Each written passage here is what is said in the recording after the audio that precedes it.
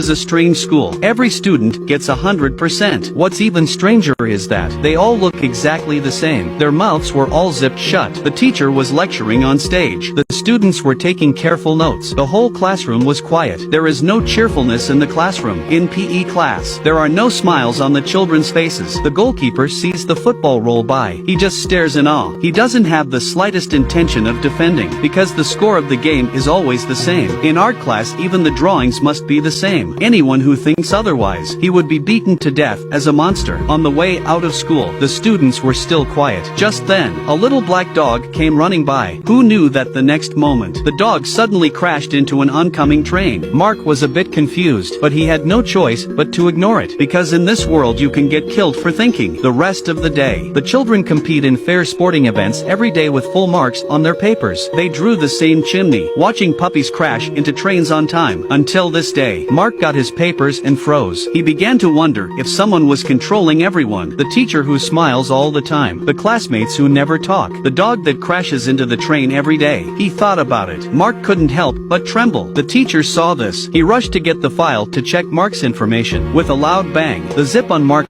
mouth came undone. The next thing you know, all the students on stage are infected. They followed Mark's example and removed the zip from his mouth. In an instant, the whole school cheered. In order to stop being tied up, Mark escaped from the school with his classmates. As he passed the railway tracks, the dog was about to crash into the train. This time Mark was not silent. He rushed forward with all his might. He managed to save the dog